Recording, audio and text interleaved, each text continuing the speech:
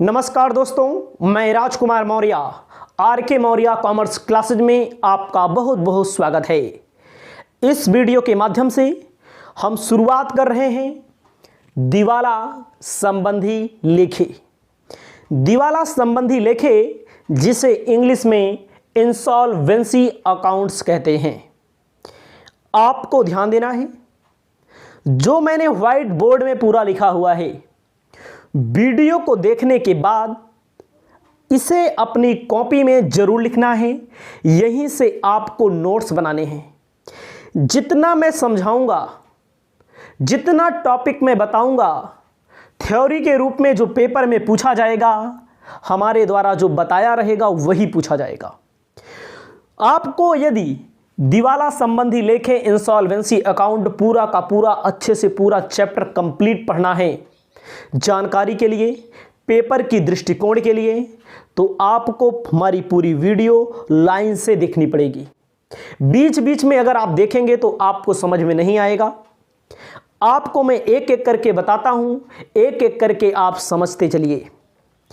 आपके सामने मैंने लिखा है दिवाला संबंधी लेखे। दिवाला संबंधी लेखे में आपके सामने परिभाषा मैंने लिखा हुआ है। परिभाषा को पढ़ने के पहले हम समझ लेते हैं दिवाला का मतलब क्या होता है, दिवालिया का मतलब क्या होता है, इंसॉल्वेंसी का मतलब क्या होता है। आपको याद रखना है, जब किसी व्यक्ति के पास दायित्व इतने अधिक हो जाएं कि उसकी सभी संपत्तियों को बेच करके दायित्व का भुगतान ना किया जा सके, तो ऐसी स्थिति में उसके पास, किसके पास, जिसके पास दायित्व संपत्ति से अधिक होते हैं, न्यायालय द्वारा, कोर्ट द्वारा अपने आप को दिवालिया घोषित कराने का विकल्प रहता है। याद रखिएगा, जैसे मैं अपना एग्जाम्पल लेकर बताता हूं। हमारे पास 1 लाख रुपए की संपत्ति है। याद रखिएगा, अभी लिखना नहीं है, आपको सिर्फ समझना है। 1 लाख रुपए की संपत्ति है और हमारे ऊपर दायित्व यानी कि कर्ज जिसे कहते हैं, जिसे दायित्व कहते हैं, जिसे ऋणी कहते हैं। आपको ध्यान देना है, जब किसी व्यक्ति के पास उसकी संपत्ति से इतना ज़्यादा दायित्व हो जाए कि उसकी सभी संपत्तियों को बेच करके उसके दायित्व का भुगतान ना किया जा सके, ऐसी स्थिति में होता क्या है। जैसे हमारा नाम राजकुमार मौर्य है, हमारा नाम राजकुमार मौर्य है, ठीक है। हमारे पास संपत्ति टोटल है 1 लाख रुपए की और हमने कर्ज ले लिया अपने व्यवसाय को चलाने के लिए। 1,50,000 रुपया तक हमारे ऊपर कर्ज हो गया और हमारा व्यवसाय अच्छे से चल नहीं पा रहा है। तो जब हमारे ऊपर ज़्यादा कर्ज हो जाएगा तो जिनके हम कर्जदार होंगे, आपसे कर्ज लिए होंगे, अगले व्यक्ति से कर्ज लिए होंगे, अगले व्यापारी से कर्ज लिए होंगे, रिश्तेदारों से कर्ज लिए होंगे, सरकार से लोन लिए होंगे, तो हमारे यहाँ आएंगे ये लोग मांगने, जिनसे हम एक ज़्यादा पैसा लिया है। मैंने 1,50,000 लोन लिया है भाई, सरकार भी हमारे ऊपर दबाव डाल रही है कि हमारा पैसे का भुगतान करें आप। रिश्तेदार से लिया है तो रिश्तेदार भी दबाव डाल रहे हैं, हमारे पैसे का भुगतान करें आप। गांव के किसी व्यक्ति से मैंने पैसा लिया है तो गांव का कोई व्यक्ति जिससे मैंने पैसा लिया है वह हमारे ऊपर दबाव डाल रहा है, हमें पैसा दें। तो हम क्या करें, हम पैसा देने की स्थिति में नहीं हैं। तो अब क्या होगा, जब हम किसी व्यक्ति का पैसा नहीं देंगे तो अगला व्यक्ति, अगली संस्था, अगला व्यापारी हमारे यहाँ आएगा, हमें गाली भी दे सकता है, हमें मार सकता है। किसी के ऊपर ये अप्लाई होता है। आप देख सकते हैं, कोई कर्ज लिया होगा, पक्का मार खाता है, उसके स्वाभिमान को चोट पहुंचाई जाती है, उसको उसका एक तरह से शोषण किया जाता है। सीधी सी बात है भाई, जो पैसा दिया है वो आपसे पैसा लेगा, हमसे पैसा लेगा। अगर हमने कर्ज दिया है तो कर्ज लिया है तो हमसे उसे पैसा चाहिए। तो हमारे सामने ऑप्शन क्या है? क्या हम आत्महत्या कर लें? नहीं, ऑप्शन नहीं है। तो सरकार ने क्या किया? सरकार ने एक एक्ट बनाया, दिवाला एक्ट, इंसॉल्वेंसी एक्ट बनाया सरकार ने, कि अगर आप इंसॉल्वेंसी एक्ट के अंतर्गत जाते हैं कोर्ट में अपना पक्ष लेकर के, तो कोर्ट अगर आपको दिवालिया घोषित कर दे, जब दिवालिया घोषित कर दे, दिवालिया का मतलब कंगाल घोषित कर दे, कंगाल, जब आपको दिवालिया कोर्ट द्वारा घोषित कर दिया जाता है तो कोर्ट क्या करता है? कोर्ट या सरकार के संरक्षण में आपकी सभी संपत्तियां चली जाती हैं। आपकी सभी संपत्तियों को कौन जब्त कर लेगा? सरकार जब्त कर लेगी, यानी कि कोर्ट जब्त कर लेगी। कोर्ट क्या करेगी? जैसे 1 लाख रुपए की हमारी संपत्ति है तो कोर्ट ने जब्त करवा दिया, सरकार ने जब्त कर लिया। उस 1 लाख रुपए से जिसका जिसका हो सकेगा उसका उसका भुगतान कर दिया जाएगा। और हमको जो है कानूनी संरक्षण प्रदान कर दिया जाएगा कि राजकुमार मौर्य कंगाल हैं, राजकुमार मौर्य दिवालिया हो गए हैं। जब राजकुमार मौर्य को कोर्ट द्वारा दिवालिया घोषित कर दिया जाएगा तो कोई भी व्यक्ति, कोई भी संस्था हमारे ऊपर हाथ नहीं उठा सकती है, हमारे स्वाभिमान को ठेस नहीं पहुंचा सकती है। आपको एक बार फिर से समझना है, दिवालिया का मतलब क्या होता है? जब किसी व्यक्ति के पास इतने ज़्यादा दायित्व हो जाएं, इतने ज़्यादा लोन ले लिया है वह व्यक्ति, इतने ज़्यादा ऋण ले लिया है, इतने ज़्यादा कर्ज ले लिया है कि भैया उसकी पूरी संपत्ति को बेच करके लोन का भुगतान नहीं किया जा सकता। जब लोन का भुगतान नहीं कर पाएगा वह व्यक्ति राजकुमार मौर्य हो सकता है, वह व्यक्ति आप हो सकते हैं, वह व्यक्ति कोई व्यापारी हो सकता है, वह व्यक्ति कोई कंपनी हो सकती है, कोई फर्म हो सकती है। तो क्या होगा? अब क्या किया जाएगा इसमें?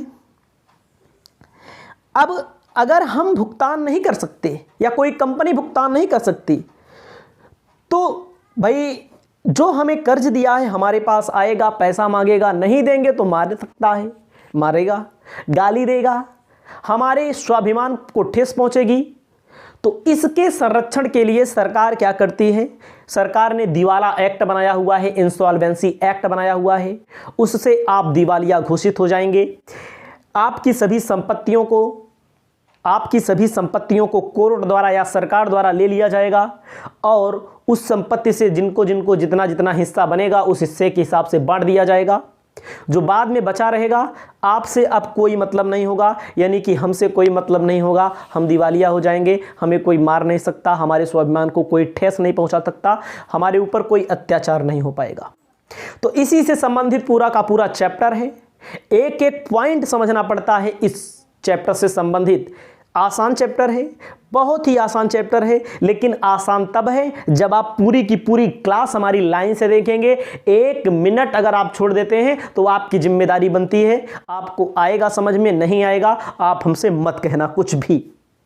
तो आपको क्या ध्यान देना है? परिभाषा मैंने लिखा, अच्छे से मैं आपको परिभाषा बताता हूं। परिभाषा में मैंने लिखा है, कोई भी व्यक्ति निम्न 2 शर्तों को पूरा करने पर दिवालिया कहा जाता है।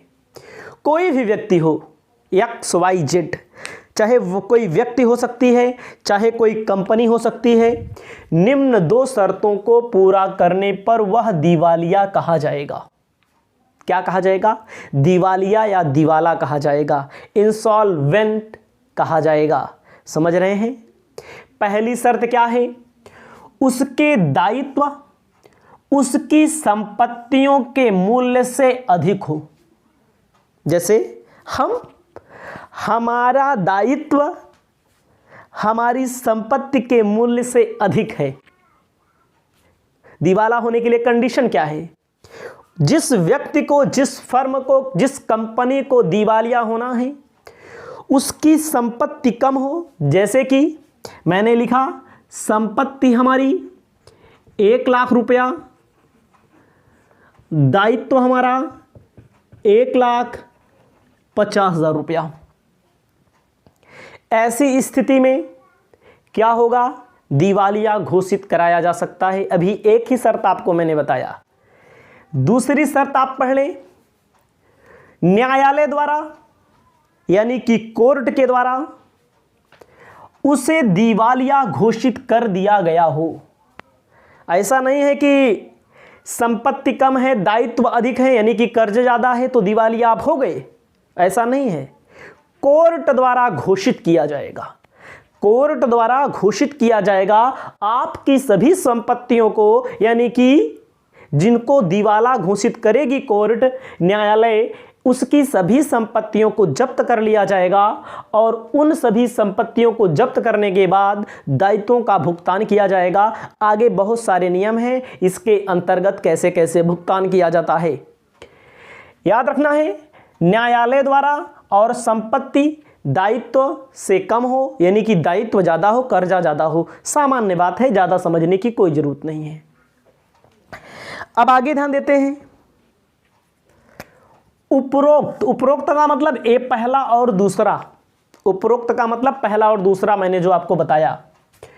विवरण के अनुसार यदि एक व्यक्ति के दायित्व उसकी संपत्तियों से अधिक है, उपरोक्त विवरण के अनुसार एक व्यक्ति के दायित्व उसकी संपत्तियों से अधिक हैं, परंतु न्यायालय द्वारा दिवालिया घोषित नहीं किया गया है।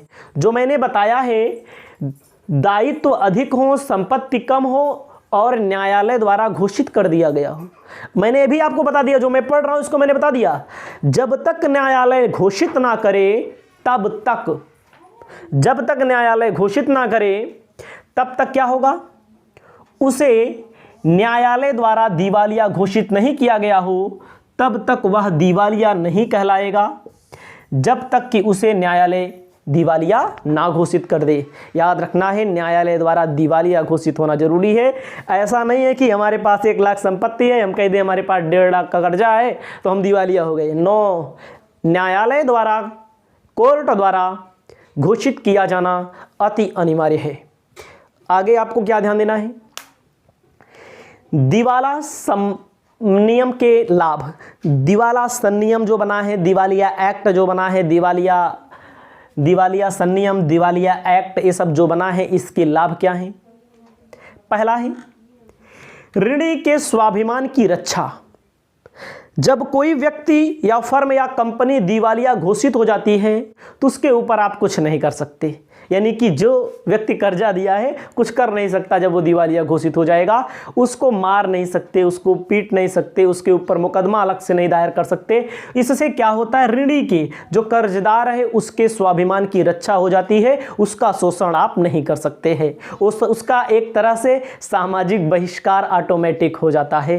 ठीक है, आपको ध्यान देना है। दूसरा, लेनदारों के हितों की रक्षा होना। जो लेनदार हैं, लेनदार का मतलब होता है जो कर्ज दिए हैं, जो दिवालिया हुआ है उसने जिससे कर्ज लिया है, लेनदारों की हितों की रक्षा होना। इस कानून द्वारा ऋणी की सब संपत्तियां सरकार के अधिकार में हो जाती हैं, संपत्तियों को बर्बाद नहीं कर सकता कोई व्यक्ति। आपको ध्यान देना है, जब लेनदारों के हितों की सुरक्षा क्या हो जाएगी, 1 लाख रुपया हमारा वाला है, 1 लाख रुपया सरकार के हाथ में आ जाएगा। सरकार जिसको चाहेगी उसको पहले भुगतान करेगी, जिनको जिनको अनिवार्य होगा, और इसे कोई बर्बाद नहीं कर सकता। अकेला कोई व्यक्ति नहीं ले सकता। जैसे मान लीजिए मैंने कई लोगों से मिलकर 1.5 लाख रुपया लिया है, तो कोई एक व्यक्ति आए पूरा 1 लाख लेके चला जाए, ऐसा नहीं है। सरकार के अंदर आ जाएगी और सरकार इसका बंटवारा करेगी। ये सब आगे नियम आपको पढ़ने को मिलेंगे, न्यूमेरिकल क्वेश्चन आपको लगाने को मिलेंगे, ऐसे नहीं है इतना। ठीक है, अगला है व्यापार की प्रगति में सहायक होना। जो दिवालिया अधिनियम है, इससे व्यापार की प्रगति में सहायता मिलती है। जैसे हम कोई बिजनेस आज खोल रहे हैं, आज सोच रहे हैं खोल लें, बाद फिर ये भी होता है यार खोलेंगे तो क्या होगा, पता लगा बर्बाद ना हो जाए, पता लगा घाटे में ना चले जाएं, पता लगा ज़्यादा कर्जा ना हो जाए, दिक्कतों का सामना ना करना पड़ जाए। तो दिवालिया अधिनियम हमें सहारा देता है। कोई बात नहीं है, जब दिक्कत होगी तब देख लिया जाएगा, तब पहुंच जाएंगे, इंसॉल्वेंसी एक्ट के अंतर्गत बच जाएंगे।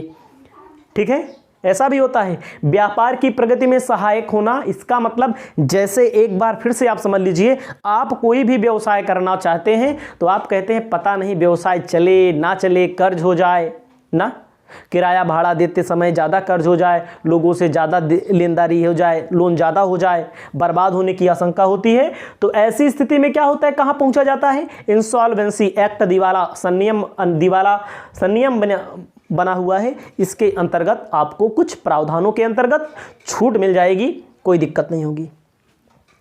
लेखों का सुचारू रूप से रखा जाना, आपको याद रखना है, ऐसा नहीं है मैंने बोल दिया हमारे पास भैया 1 लाख का संपत्ति, 1.5 लाख रुपया कर्जा, ऐसे बोलने से नहीं होगा। लेखा रखना पड़ेगा आपको, जर्नल रखना पड़ेगा आपको, लेजर रखना पड़ेगा, ट्रायल बैलेंस बनाना पड़ेगा, trading account, PL account, balance sheet आपको बनानी पड़ेगी। बैलेंस शीट बनाने के बाद आपको प्रस्तुत करना पड़ेगा अंकेक्षक के पास, चार्टर्ड अकाउंटेंट उस पर अपनी सिग्नेचर करेगा, चार्टर्ड अकाउंटेंट ऑडिट करेगा। इस लेखा रखे रहेंगे तभी क्या कर पाएंगे, दिवाला अधिनियम में पहुंच सकते हैं। दिवालिया होने के लिए इतना आसान नहीं होता है, ये भी ध्यान दीजिएगा कि ऐसे फट से हो जाएगा काम मरा, नहीं, ऐसा नहीं होता है। ऐसे होने लगे तो बहुत लोग पहुंच जाएं, ठीक है। दिवालिया संनियम की कुछ हानियां भी हैं, जैसे व्यापारियों में बेईमानी की भावना जागृत होना।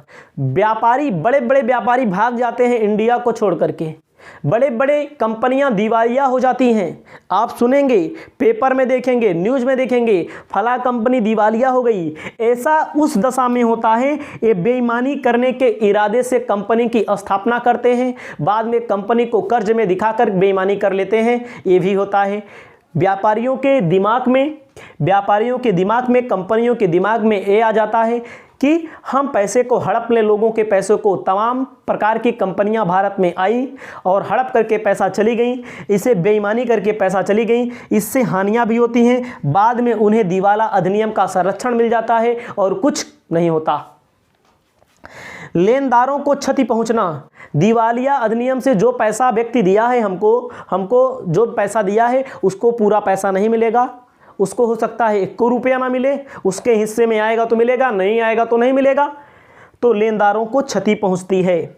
अयोग्य व्यक्तियों द्वारा व्यवसाय को शुरू कर देना, सब व्यक्ति के बस की बात नहीं है व्यवसाय को शुरू करना। व्यवसाय जोखिम का खेल होता है, व्यवसाय में परिश्रम बहुत करना पड़ता है, तो इससे अयोग्य व्यक्ति भी शुरू कर देते हैं व्यवसाय और कहते हैं अगर कुछ दिक्कत होगी तो हम इंसॉल्वेंसी एक्ट में चले जाएंगे और हम दिवालिया अपने आप को घोषित करा लेंगे, ठीक है। अब आपको इतना समझना है, बहुत ही आसान भाषा में मैंने आपको अभी तक बताया है। अब आपको ध्यान देना है दिवालिया घोषित किए जाने की विधियां। दिवालिया घोषित किए जाने की विधियों में आपके सामने पहला लिखा है ऋणी या लेनदार द्वारा आवेदन पत्र देना। भैया अगर आपको दिवालिया घोषित कराना है किसी अन्य व्यक्ति को या आपको, तो आप क्या करेंगे, ऋणी का मतलब ऋण देने वाला, ऋण लेने वाला। लेनदार का मतलब ऋण को देने वाला, लेने वाला है, देने वाला है। द्वारा आवेदन पत्र दिया जाता है, एप्लीकेशन फॉर्म दिया जाता है। इसमें है लेनदार द्वारा आवेदन देना, ऋणी द्वारा आवेदन देना। लेनदार द्वारा आवेदन देने का मतलब क्या होता है, कहा गया है इसमें, एक ऋणी द्वारा निम्न दशाओं में ऋणी के विरुद्ध आवेदन पत्र दिया जा सकता है। पहले हमने लेनदार लिख दिया है, तो आपको ध्यान देना है लेनदार में क्या होता है। जैसे मैंने लोन लिया रामू से, हमारा नाम राजकुमार मौर्य है, तो लेनदार का मतलब रामू को हम पैसा नहीं दे रहे हैं, तो रामू पहुंच जाएंगे कहां, कोर्ट में। कोर्ट में पहुंचने के पहले क्या देंगे, आवेदन देंगे। पहली एक दशा होती है कि हम खुद दें, हम खुद दिवालिया हो रहे हैं। एक दशा होती है जिससे पैसा लिया हूं मैंने रामू से पैसा लिया है, तो रामू क्या करेंगे, रामू आवेदन देंगे। रामू का पैसा हम नहीं दे पा रहे हैं तो रामू आवेदन देंगे। कब आवेदन देंगे, ध्यान दीजिएगा, जबकि वह 500 या इससे अधिक का लेनदार हो। ध्यान देना है, रामू से लोन लिया, रामू का पैसा हम नहीं दे पा रहे हैं। लेनदार की स्थिति में रामू की कंडीशन को लागू किया जाएगा। रामू की कंडीशन में रामू कब आवेदन दे सकते हैं, इसको आपको ध्यान देना है। जब रामू का मैं 500 रुपया या इससे अधिक बकाया किया हूं, इसका पैसा 500 रुपया कम से कम, 499 है तो आवेदन नहीं दे सकते, कम से कम 500 रुपया इनका हम नहीं दे पा रहे हैं, तो हमारे विरुद्ध क्या कर सकते हैं, आवेदन दे सकते हैं कि इसको दिवालिया घोषित किया जाए। हमको दिवालिया घोषित करा रहे हैं, ठीक है। पहली दशा में रामू कब आएंगे, याद रखिएगा, रामू लेनदार है। लेनदार का मतलब मैंने रामू से कर्जा लिया, अगली पार्टी ने हमारे ऊपर क्लेम कर दिया कि इनको दिवालिया घोषित करो। 500 रुपया लेकर के, 500 रुपया कम से कम चाहिए। अगर 200 है 300 है तो कुछ नहीं कर सकते, हमारे ऊपर नहीं देंगे, क्या कर लेंगे, ठीक है, नहीं देंगे, दिवालिया एक्ट में नहीं जा सकते हैं। कम से कम 500 रुपया इनका मैंने लिया हुआ। कह रहा है यह ऋणी या तो तुरंत या कुछ निश्चित अवधि के बाद दिए हो। ये 500 रुपया या तो हमें तुरंत हमसे लेना चाहता है या कुछ निश्चित अवधि पर लेना चाहता है, और हम देने में सक्षम नहीं है। यानी कि जो व्यक्ति कंगाले हो रहा है वो देने में सक्षम नहीं है। हम अपने आप का एग्जाम्पल दे रहे हैं ताकि हम किसी अन्य व्यक्ति को नहीं कह सकते। अगर हम कंगाल हो रहे हैं, अगर हम दिवालिया हो रहे हैं, तो हमसे तुरंत पैसा चाहता है, अब हम हमारे पास हैसियत नहीं देने की, तो हम क्या करें, वो क्या करेगा, जाएगा आवेदन पत्र लाएगा, या वो चाहता है कि यह तारीख तक पैसा दे दे, इस तारीख तक पैसा दे दे, मैं नहीं दे पा रहा हूं। आगे, यह ऋणी या तो तुरंत या कुछ निश्चित अवधि के बाद दिए हो गया। सा कहता है ऋणी के द्वारा दिवालिया का कोई कार्य आवेदन के पहले 3 महीने की अवधि में किया गया हो।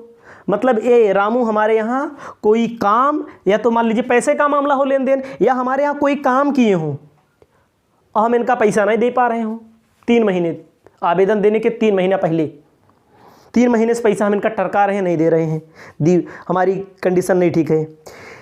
समझ रहे हैं, 3 कंडीशन है।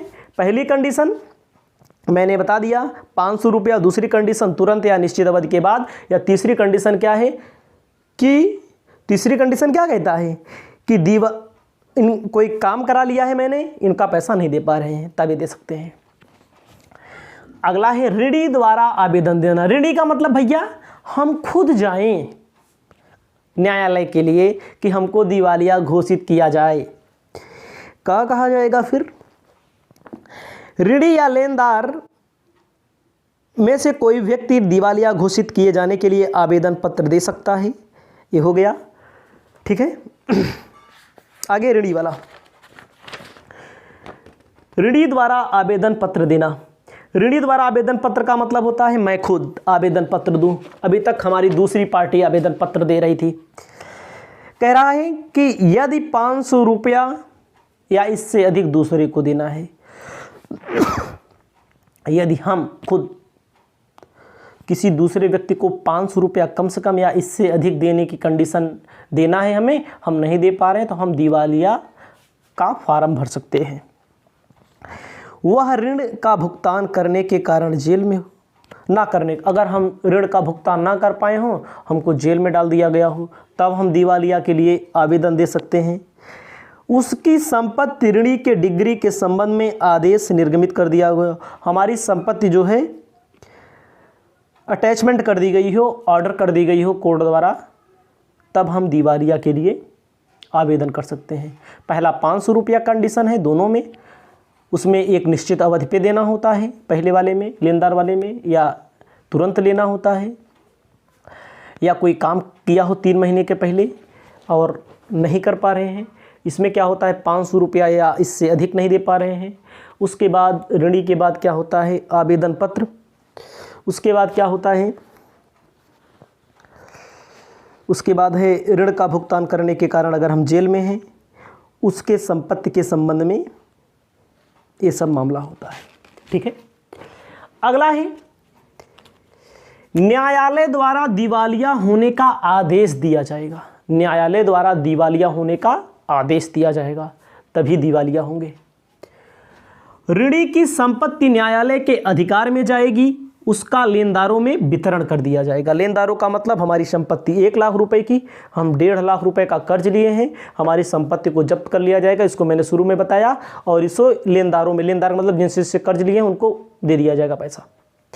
दिवालिया की मुक्ति, दिवालिया की मुक्ति का मतलब होता है दिवालिया घोषित किए जाने के बाद दिवालिया का कर्तव्य है कि सभी संपत्ति के संबंध में उसकी राशियों का भुगतान कर दिया गया है, उसको सब चीज़ से मुक्ति दी जाती है, उसको सब चीज़ से मुक्ति दे दी जाती है, ठीक है। लेकिन वह अपना व्यापार नए सिरे से बाद में शुरू कर सकता है, दूसरा कोई व्यापार शुरू कर सकता है। कोई बात नहीं, ज़्यादा कुछ नहीं है, जितना मैंने बताया आपको लिखना है। कोई भी दिक्कत हो तो आप हमसे संपर्क करेंगे तो हम आपको बताएंगे, लेकिन पूरा चैप्टर पढ़ने के बाद ही संपर्क करें। इसके भारत में दिवालिया एक्ट बनाए गए हैं, प्रेसिडेंसी टाउन्स दिवाला अधिनियम 1909। जो प्रेसिडेंसी टाउन्स दिवाला अधिनियम है 1902, यह चेन्नई, मुंबई, कोलकाता में लगता है।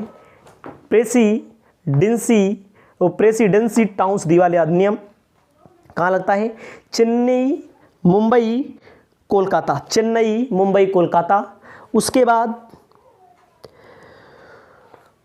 प्रांतीय वाला पूरे भारत में लगता है, चेन्नई, मुंबई, कोलकाता को छोड़कर। चेन्नई, मुंबई, कोलकाता में ये लगेगा, पूरे भारत में ये वाला लगेगा। इसे आप अपनी कॉपी में लिख लें।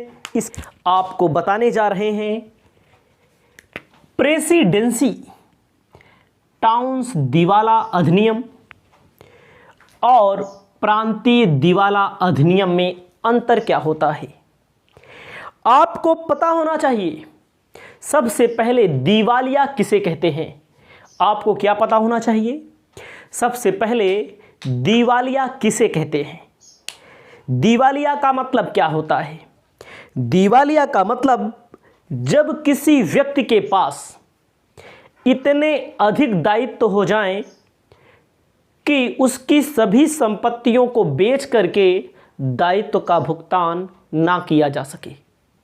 जैसे मैं हूं, हमारे पास इतना अधिक कर्ज हो जाए, अनेक जगह से मैं कर्ज ले लूं और उन कर्जों का भुगतान ना कर पाऊं, अगर हमारी सभी संपत्तियों को बेच दिया जाए, उन कर्ज का, उन ऋणों का भुगतान ना कर पाऊं, तो ऐसा हमें दिवालिया माना जाएगा।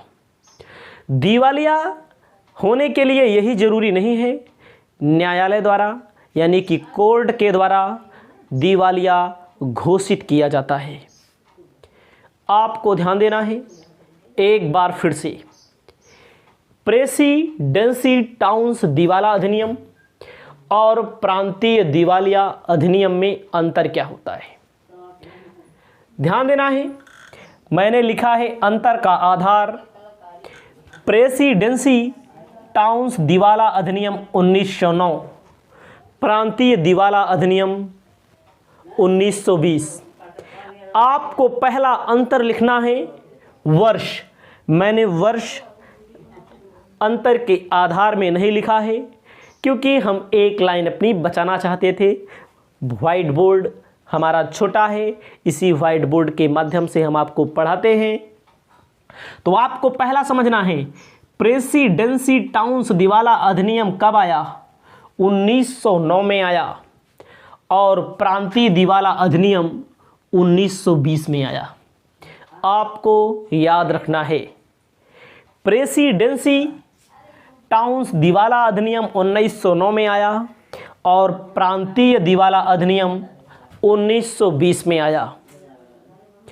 उसके बाद आपको ध्यान देना है क्षेत्र क्या होता है, क्षेत्र का मतलब क्या होता है। प्रेसिडेंसी टाउन्स दिवाला अधिनियम चेन्नई में, मुंबई में, कोलकाता में लागू होता है।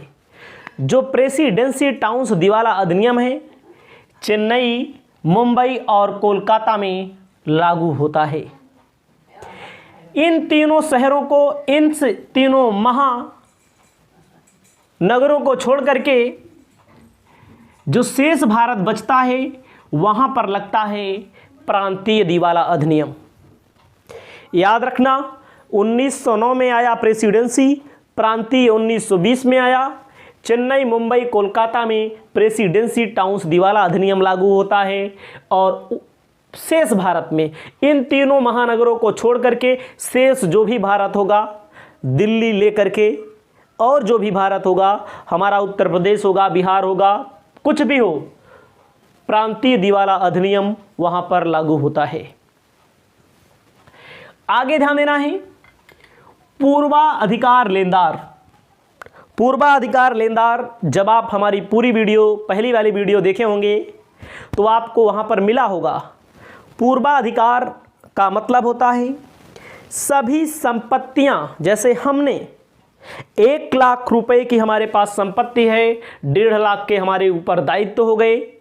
हमने बताया है जब न्यायालय द्वारा, कोर्ट के द्वारा या सरकार के द्वारा दिवालिया घोषित किया जाता है तो सरकार हमारी संपत्ति को, यानी कि जो दिवाला हो रहा है उसकी संपत्ति को जब्त कर लेती है। जैसे हमारे पास 1 लाख रुपए की संपत्ति है, थोड़ी देर के लिए मानिए 1 लाख रुपए की संपत्ति है और हमने लोन लिया है 1.5 लाख रुपए का। अब नहीं दे पा रहे हैं, लोन का मतलब कर्ज के तले हम दब गए हैं। हम दिवाला अधिनियम का सहारा लेकर के हम अपने आप को दिवालिया घोषित कराना चाहते हैं। तो क्या होगा, हमारी जो संपत्ति होगी, संपत्ति को सरकार जब्त कर लेगी, यानी कि कोर्ट जब्त करा देगा और दायित्वों का भुगतान किया जाएगा। जो दायित्वों का भुगतान किया जाएगा, सबसे पहले पूर्वाधिकार का मतलब होता है सबसे पहले किन लेनदारों को पैसा दिया जाएगा। कई जगह से लोन लिए होंगे, कई जगह से कर्जा लिए होंगे, डांट पड़ रही होगी, मार पड़ रही होगी, दिवाला अधिनियम का सहारा मैंने लिया। 1 लाख रुपया की संपत्ति जो है सरकार जब जब्त करेगी तो सबसे पहले क्या करेगी। सबसे पहले के लिए मैंने 9वें नंबर पर लिखा है, 9वें नंबर पर लिखा है, तो आपको ध्यान देना है। 9वां नंबर आपको पहले लिख लेंगे तो ज़्यादा अच्छा रहेगा। सबसे पहले अगर हमारी संपत्ति से वसूली जो करेगी कोर्ट, कुड़की करके हमारी संपत्ति से, यानी कि दिवालिया होने वाले व्यक्ति की संपत्ति से कुड़की से जो वसूली होगी, सबसे पहले किसको पैसा दिया जाएगा। अगर आपने केंद्रीय सरकार का कोई टैक्स बकाया किया है, राज्य सरकार का कोई टैक्स बकाया किया है, स्थानीय सरकार का कोई कर बकाया किया है, यानी टैक्स बकाया किया है, कर्मचारियों की क्षतिपूर्ति नहीं की है आपने, तो सबसे पहले इसी का भुगतान किया जाएगा। याद रखना हमेशा के लिए, अगर किसी व्यक्ति की कुड़की होती है, उस व्यक्ति ने सरकार का पैसा नहीं दिया है, चाहे राज्य सरकार हो, चाहे केंद्र सरकार हो, चाहे स्थानीय सरकार हो, चाहे कर्मचारियों की क्षतिपूर्ति हो, तो सबसे पहले किसको भुगतान दिया जाएगा, सरकारी। हमने अपने आप को कंगाल घोषित कराया, हमारी संपत्ति से वसूली हुई, तो सबसे पहले सरकार को, केंद्रीय सरकार, राज्य सरकार या स्थानीय सरकार का कोई टैक्स है उसको दिया जाएगा। कर्मचारी की कोई क्षतिपूर्ति है तो उसको दी जाएगी। अगला है, इसमें भी यही है, प्रांतीय दिवाला अधिनियम में केंद्रीय सरकार, राज्य सरकार, स्थानीय सरकार को देकर अगर कोई है, अगर कोई वैधानिक कानूनी कोई दायित्व है तो उसका भुगतान सर्वप्रथम किया जाएगा। याद रखना आपको एक बार फिर से, सरकारी भुगतान, कोई व्यक्ति कंगाल होता है, जिस व्यक्ति की कुड़की होती है सरकार या कोर्ट के अधीन, तो सबसे पहले सरकारी पैसा दिया जाता है, कर्मचारियों की क्षतिपूर्ति दी जाती है। प्रेसिडेंसी टाउन्स दिवाला अधिनियम 1909 के अंतर्गत, प्रांतीय दिवाला अधिनियम 1920 के अंतर्गत राज्य सरकार, स्थानीय सरकार को वैधानिक दायित्व का भुगतान किया जाता है। उसके बाद आते हैं दूसरे नंबर पर, टॉपिक हमारा आता है, याद रखना हमारी जो बुक है उसी बुक से मैंने लिख दिया था, फिर बाद में खोज करके निकाला तो मैंने यहां पर लिख दिया, कोई दिक्कत नहीं है, आपको याद हो गया होगा। अब बात आती है पूर्वाधिकार लेनदार में। प्रत्येक क्लर्क के लिए, अगर कोई क्लर्क दिवालिया होने वाले व्यक्ति या कंपनी या संस्था या फर्म में 300 रुपया प्रत्येक के लिए, प्रत्येक मजदूर 100 रुपया, भूस्वामी का 1 माह किराया हो, प्रत्येक क्लर्क के लिए। अगर हम कंगाल हो गए, हमारे यहाँ कोई क्लर्क काम कर रहा था, तो 300 रुपया प्रत्येक क्लर्क के लिए, जितने क्लर्क होंगे 300 रुपया प्रत्येक मजदूर के लिए 100 रुपया पूर्वाधिकार होगा। याद रखना, 1 माह का भूमि का किराया पूर्वाधिकार होगा। इस बात को याद रखना है, इस बात को आपको भूलना नहीं है। क्लर्क के लिए 300 रुपया, मजदूर के लिए 100 रुपया पूर्वाधिकार होगा। ठीक है, उसके बाद देख लेते हैं एक बार फिर से, नियम यही है। ठीक है, कोई दिक्कत नहीं है, नियम में कोई कंफ्यूजन नहीं। अगला है, ये आपकी बात आई प्रेसिडेंसी में। अगर प्रांतीय दिवाला अधिनियम लगता है, प्रत्येक क्लर्क मजदूर के लिए 4 माह का वेतन व मजदूरी, 4 माह का वेतन होगा, 20 रुपये से अधिक पूर्वाधिकार नहीं माना जाएगा। क्लर्क के लिए 4 माह, मजदूर के लिए 20 रुपया पूर्वाधिकार माना जाएगा, मतलब मजदूर को 20 रुपया दिया जाएगा। भूमि का किराया पूर्वाधिकार नहीं किया जाएगा। याद रखना, मैं आपको जो बता रहा हूं फैक्ट क्या है इसका।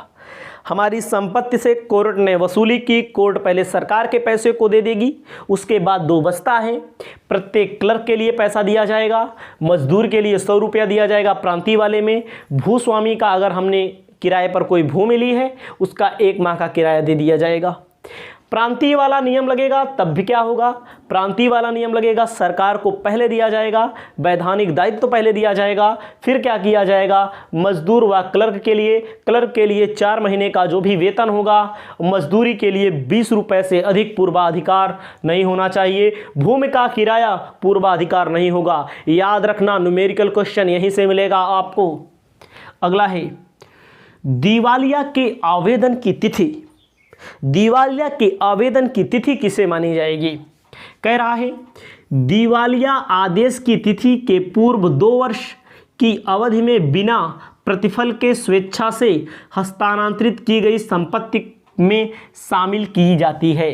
अगर आपने आज दिवालिया अपने आप को घोषित कराया, जिस दिन आप हमारी वीडियो को देख रहे हैं, दिवालिया के लिए आपने आवेदन दिया, उसके 2 साल पहले चले जाइए। अगर आपने किसी को बिना प्रतिफल के फ्री में किसी को संपत्ति आपने हस्तांतरित की है, अपने नात बात रिश्तेदार गांव देश विदेश किसी व्यक्ति को, अपने मित्रों को, किसी को आपने संपत्ति हस्तांतरित की गई है, उसे दिवालिया अधिनियम के अंतर्गत संपत्ति को घसीट कर लाकर खड़ा कर दिया जाएगा। उससे उस संपत्ति की नीलामी होगी, उस संपत्ति की भी कुर्की होगी। याद रखना, ऐसे दिवालिया नहीं घोषित कराया जा सकता है, बहुत बड़ी प्रक्रिया होती है। क्या होता है? दिवालिया आदेश की तिथि, आपने आवेदन दे दिया, कोर्ट ने आदेश दे दिया फला व्यक्ति को, राजकुमार मौर्य, हमको दिवालिया घोषित कर दिया जाए। जब हमको दिवालिया घोषित कर दिया जाएगा तो क्या किया जाएगा? हमारी सभी संपत्तियों को कोर्ट द्वारा जब्त किया जाएगा। उन जब्त संपत्तियों में क्या क्या आएगा, जो वर्तमान में हमारे पास संपत्ति है उसको ले जाया जाएगा। उसके बाद जो संपत्ति आज से 2 वर्ष पूर्व पहले, जिस दिन मुझे दिवालिया घोषित कराने का ऑर्डर हुआ, उस दिन से 2 वर्ष पहले अगर मैंने अपने नात बात रिश्तेदार मित्र गांव देश किसी व्यक्ति को संपत्ति का हस्तांतरण किया है, तो उस संपत्ति को घसीट लाकर खड़ा कर दिया जाएगा। उस संपत्ति की नीलामी होगी, कुर्की होगी। याद रखना, दिवालिया के आवेदन देने से पूर्व की अवधि में प्रतिफल के स्वेच्छा से हस्तांतरण की गई संपत्ति को शामिल किया जाएगा। बिना प्रतिफल, फ्री में, यहां पर भी बिना होना चाहिए, बिना मैंने नहीं लिखा है, बिना प्रतिफल यहां पर भी होना चाहिए। याद रखिएगा, बिना, फ्री में अगर आपने फ्री में संपत्ति किसी को दे दी है तो उसको भी दिवालिया अधिनियम के अंतर्गत शामिल किया जाएगा। बाद में उसकी कुर्की होगी, संपत्ति से वसूली होगी, लेनदारों का भुगतान किया जाएगा। चौथा नंबर, सरकारी अधिकारी किसे कहते हैं? सरकारी अधिकारी, प्रेसिडेंसी टाउन्स दिवाला अधिनियम 1909 के अंतर्गत जो सरकारी अधिकारी नियुक्त किया जाएगा उसे समादाता के नाम से जानेंगे। उसे किसके नाम से जानेंगे? उसे समादाता नाम से जानेंगे। इसे इंग्लिश में ऑफिशियल असाइन कहते हैं। ठीक है, जो प्रेसिडेंसी टाउन्स दिवाला अधिनियम के अंतर्गत नियुक्त किया जाएगा उसे क्या कहा जाएगा? समादाता, ऑफिशियल असाइनी कहा जाएगा। इसके अंतर्गत प्रांतीय दिवाला अधिनियम के अंतर्गत नियुक्त अधिकारी को सरकारी निस्तारक कहा जाएगा। ऑफिशियल रिसीवर के नाम से जाना जाता है, जो सरकारी अधिकारी के नाम से जाना जाएगा, याद रखना। संरक्षण आदेश, दिवालिया आदेश हो जाने के बाद, दिवालिया का आदेश जब कोर्ट द्वारा हो जाएगा, संरक्षक आदेश दिया जा सकता है जिसके द्वारा ऋणी को धन वसूल करने के लिए कैद नहीं किया जा सकता है। अगर हमें कोर्ट ने दिवालिया घोषित करने का आदेश दे दिया, हमारी सभी संपत्तियों को वसूल ली गई, हमारे दायित्वों का भुगतान कर दिया गया, हमें किसी प्रकार की कैद नहीं हो सकती, हमारा शोषण कोई नहीं कर सकता। इसको याद रखिएगा आप। दिवालिया घोषित कराने के लिए आवेदन पत्र दिए जाने के बाद किसी भी समय यह आदेश दिया जा सकता है। किसका आदेश दिया जा सकता है? संरक्षण का आदेश दिया जाएगा। आप कोर्ट के संरक्षण में रहेंगे, आपको कोई कुछ नहीं कह सकता है। अगला है मुक्त संपत्तियां। मुक्त संपत्तियां किसे कहते हैं? मुक्त संपत्तियां वे संपत्तियां होती हैं, मैंने एक शब्द बोला, जहां जितना पैसा हो, जितना संपत्ति हो, हमारी वसूल ली जाए, लेकिन कुछ को छोड़ दिया जाता है। मानवाधिकार को ध्यान में रखते हुए छोड़ दिया जाता है। अब भैया छोड़ने में क्या है? अगर हमारे पास, मैं राजकुमार मौर्य अपने बाप को दिवालिया मानता हूं, कोर्ट ने मान लीजिए हमको दिवालिया घोषित कर दिया, पहनने के कपड़े हमारा छोड़ दिया जाएगा, खाना बनाने के बर्तन छोड़ दिया जाएगा, खाना वाना जाना खा सके, ऋणी व उसके परिवार के लिए 300 रुपए तक मुक्त कर दिया जाएगा। ठीक है। सुहाग के गहने, प्रांतीय दिवाला अधिनियम के अंतर्गत सुहाग के गहने जो लेडीज अगर हैं, पहनने, ओढ़ने, बिछाने, बर्तन, कुड़की से मुक्त, ये सब नहीं होगा, कुड़की नहीं की जाएगी, रहने दिया जाएगा, छोड़ दिया जाएगा, इसको याद रखना। पहनने के कपड़े, खाना बनाने के बर्तन, ऋणी व उसके परिवार तक 300 रुपये तक कर मुक्त कर दिया जाएगा। ठीक है। उसके बाद इसमें क्या आता है? सुहाग के गहने, पहनने, ओढ़ने, बिछाने के बर्तन, कुड़की से मुक्त कर दिया जाएगा। दिवालिया शुरू होना, दिवालिया शुरू होना, आवेदन पत्र देने से पूर्व 3 माह की अवधि में जब कभी दिवालिया किया जाता है, जब आवेदन देंगे, जब आपको दिवालिया किया जाएगा तो शुरू हो जाएगा। इसमें क्या होता है? यह दिवालिया उस दिन शुरू होता है जब आवेदन, इसमें जब आवेदन करेंगे तब दिवालिया घोषित किया जाएगा, इसके आवेदन देने से 3 महीना पहले। ठीक है। छोटा दिवालिया किसे कहते हैं? दिवालिया की संपत्ति का मूल्य 3000 से अधिक नहीं है तो उसे छोटा दिवालिया कहा जाएगा। ठीक है। उसे क्या कहा जाएगा? उसे छोटा दिवालिया कहा जाएगा।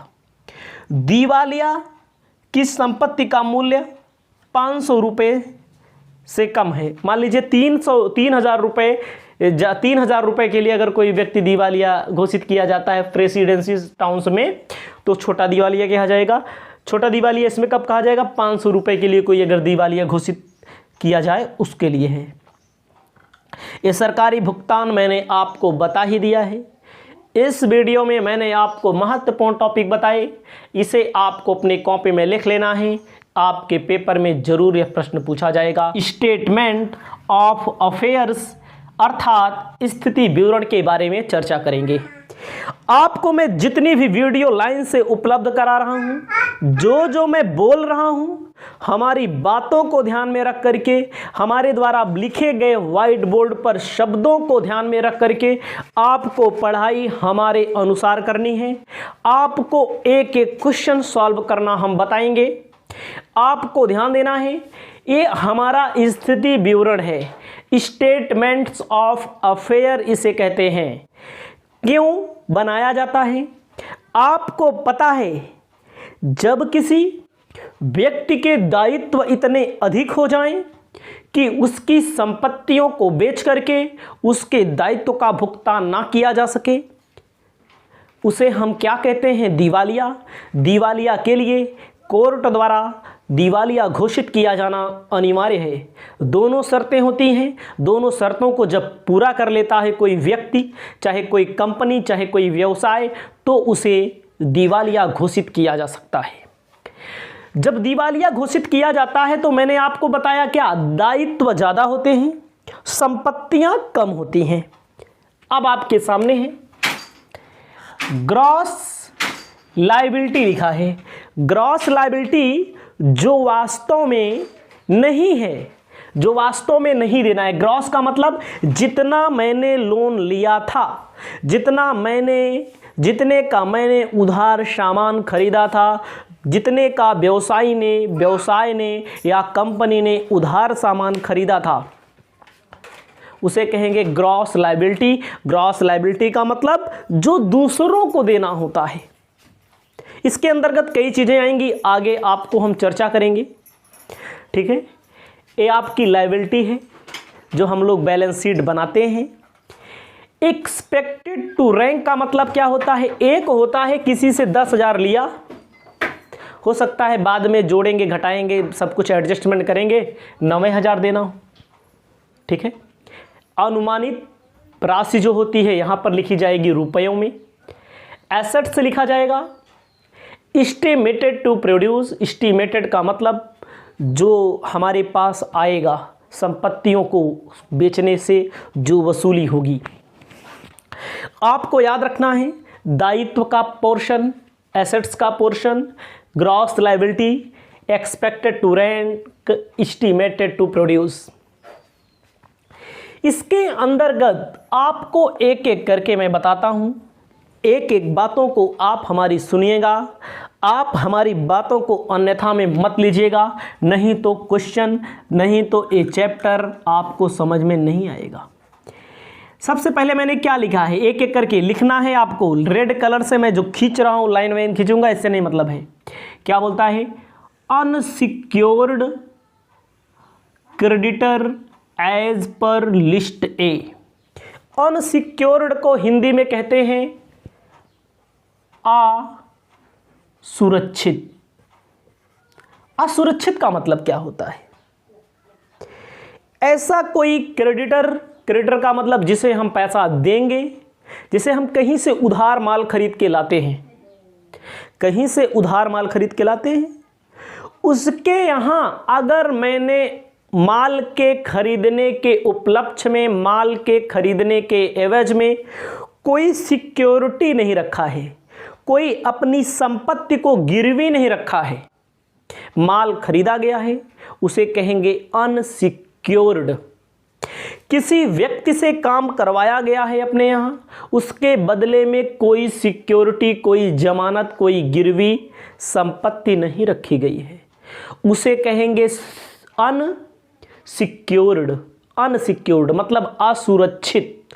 असुरक्षित का मतलब क्या होता है? हम अपने आप को दिवालिया घोषित कराते हैं।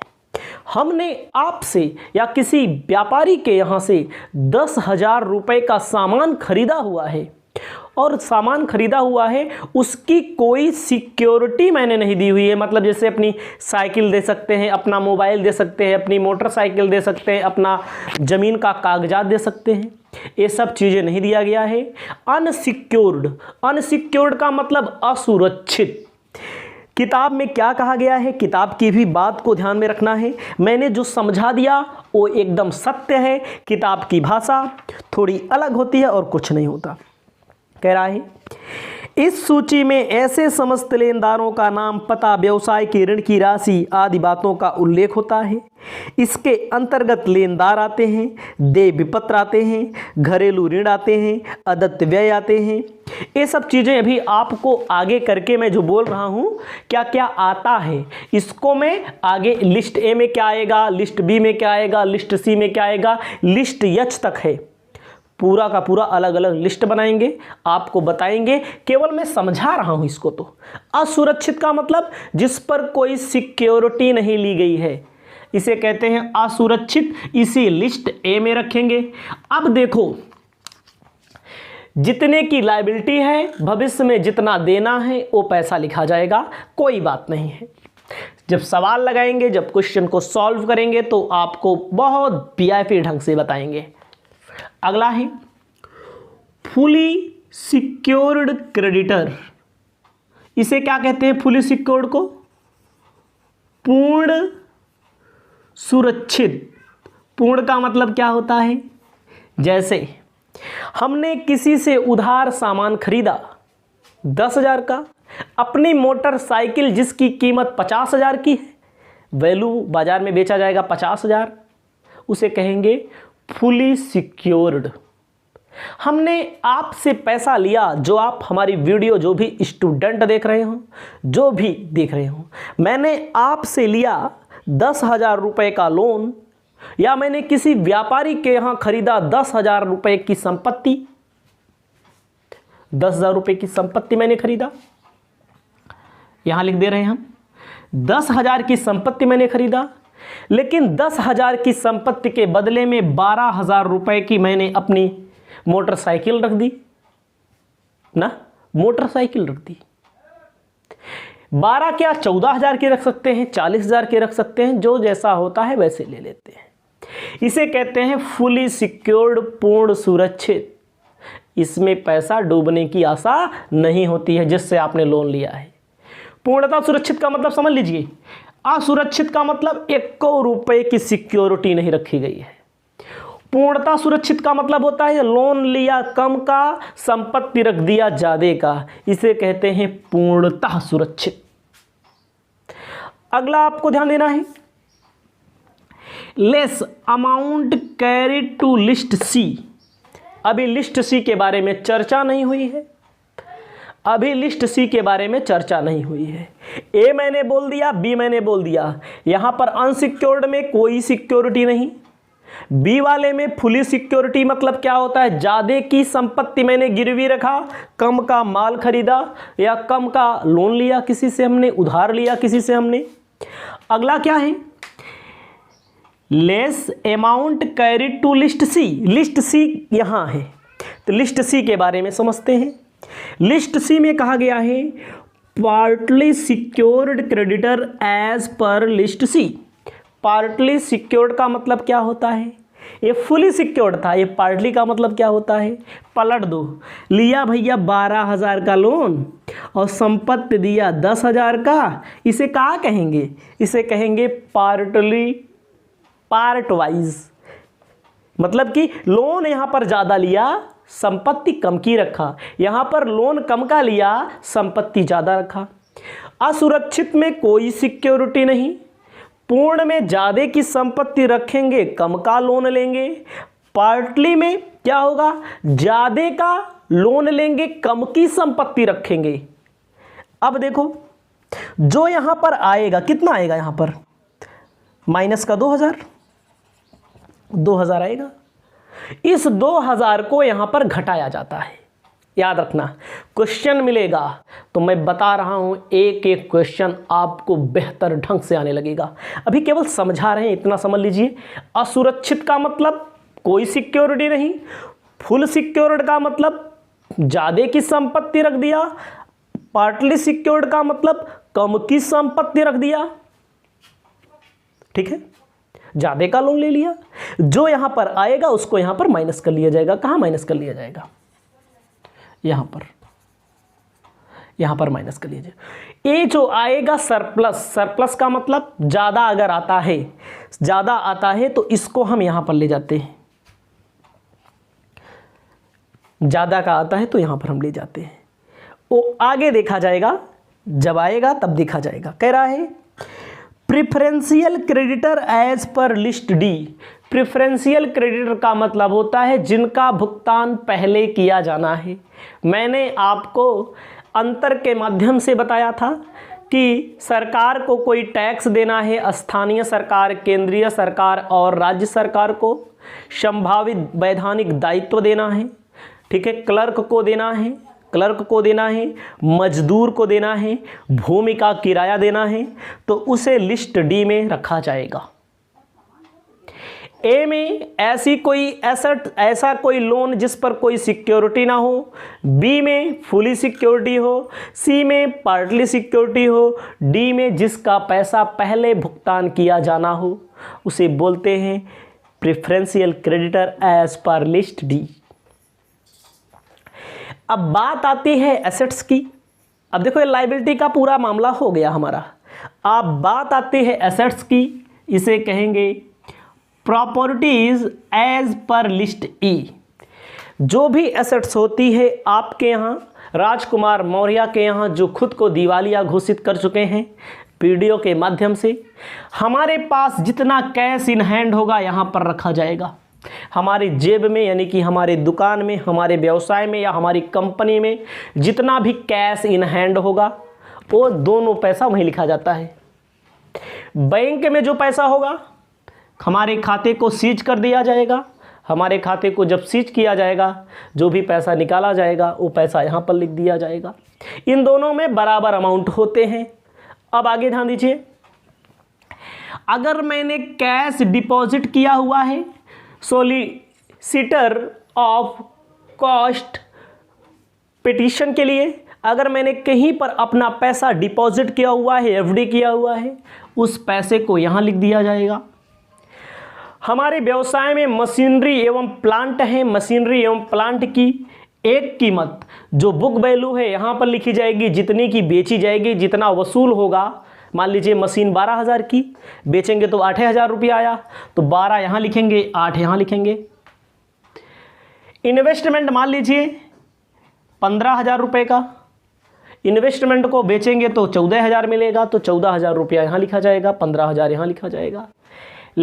लाइफ इंश्योरेंस पॉलिसी मान लीजिए हमारी 10,000 की है, लाइफ इंश्योरेंस पॉलिसी से 9,000 आ गया, तो जितने की है बुक वैल्यू उसको अंदर लिखेंगे, जो वास्तव में मिलेगा उसको बाहर लिखेंगे। फर्नीचर फिक्चर जितने की बुक वैल्यू अंदर लिखेंगे, जितने की मार्केट वैल्यू उसको बाहर लिखेंगे, जितने में बिकेगी यानी मार्केट वैल्यू। अदर कोई प्रॉपर्टी है जो इसके अंदर नहीं लिखी गई है, उसे कहाँ लिखा जाएगा? उसे लिखा जाएगा लिस्ट, यहाँ यहीं आगे करके लिख देंगे, क्वेश्चन मिलेगा तब आपको बताएंगे। ए हो गया, बी हो गया, सी हो गया, डी हो गया, डी तक होता है लायबिलिटी, ई से शुरू होता है एसेट्स, एसेट्स में यहां से यहां तक प्रॉपर्टी में आएगा। आगे ध्यान देना है, book debts as per list F, book debts as per list F. Book debts किसे कहते हैं? बुक डेप्ट्स का मतलब क्या होता है? देनदार। देनदार का मतलब जिनको उधार माल बेचा मैंने, खरीदा तो यहाँ बुलाएगा, बेचा तो दूसरे को बेचा, वो लोग पैसा हमको देंगे। गुड मतलब कुछ लोग पूरा अच्छे होते हैं, गुड मतलब पूरा अच्छे होते हैं, 10,000 उनके यहाँ बाकी है, वो 10,000 पूरा दे देंगे, तो गुड वाले में लिखा जाएगा। डाउटफुल मतलब क्या होता है? डाउट का मतलब कुछ लोग पैसा कम देते हैं, 10,000 बकाया है तो 8,000 देंगे। बैड का मतलब बुरे होते हैं जो 1 रुपया नहीं देते हैं। देनदार को यहाँ लिखा जाएगा, देनदार को लिस्ट एफ के अंतर्गत रखा जाता है। देनदार का मतलब होता है उधार माल बेचा गया है, ठीक है। गुड का मतलब जो पूरा 100% ईमानदार हो। डाउटफुल मतलब जो कुछ परसेंट बेईमान भी हो, पैसा ना दें, किसी कारणवश नहीं दे सकते हैं। बैड का मतलब बुरा, बुरा मतलब क्या होता है? बुरा का मतलब होता है जो एकदम से बेईमान हो, पैसा नहीं देंगे, 100% नहीं देंगे। देखो उनके सामने कट्टम कुट लिखा है मैंने, इसका मतलब पैसा नहीं मिलेगा। Bills of exchange as per list G, bills of exchange अगर कोई है तो उसको मैं लिस्ट जी के अंतर्गत रखूंगा, ठीक है। बिल्स ऑफ एक्सचेंज से जो पैसा वसूला जाता है, बिल्स रिसीवेबल से, इसमें ऐड किया जाएगा surplus from security fully secured creditor as per contra. जो यहाँ का पैसा है, यहाँ का पैसा क्या बोलते हैं, यहाँ पर कंट्रा का पैसा, इस पैसे को यहाँ पर सब जोड़ने के बाद यहीं पर जोड़ दिया जाएगा। फुली सिक्योर्ड, भाई ज़्यादा की संपत्ति थी, घटाए जोड़े के बाद संपत्ति का दाम बचा हुआ है तो यहाँ पर लिख दिया जाएगा। लेस किया जाएगा जिसको पहले पैसा देना है। पहले का मतलब स्थानीय राज्य सरकार को, स्थानीय सरकार, राज्य सरकार, केंद्र सरकार को, इसको यहाँ पर लेस कर दिया जाएगा, कंट्रा के अंतर्गत आएगा। अब दोनों पक्षों को बराबर किया जाएगा। जब बराबर किया जाएगा तो देखो दायित्व तो ज़्यादा का रहेगा, संपत्ति कम की रहेगी, जो अंतर होगा उसे बोलेंगे deficiency as per list H. इसकी ये बैलेंस हमारा निकल के आएगा, दोनों पक्षों को बराबर करेंगे तो। यहाँ तक पहुँचने में आपको अभी समय लगेगा। कुछ क्वेश्चन बताएंगे जो सिर्फ लिस्ट ए से संबंधित होगा, फिर लिस्ट बी से संबंधित। यहाँ तक पहुँचने में आपको 2, 4, 10 क्वेश्चन तक पहुँचने में पड़ेंगे। आपको हम पूरा का पूरा बताने के लिए तत्पर हैं। आप पूरी की पूरी वीडियो लाइन से देखिए। आपको ध्यान देना है, इसका अलग से भी खाता बनता है, डिफिशियंसी अकाउंट। इस वीडियो में इतना ही। इसी प्रकार की और भी वीडियो आपको मिलती रहेगी। तब तक के लिए जय हिंद। अब आपको मिलते हैं एक और नई वीडियो में।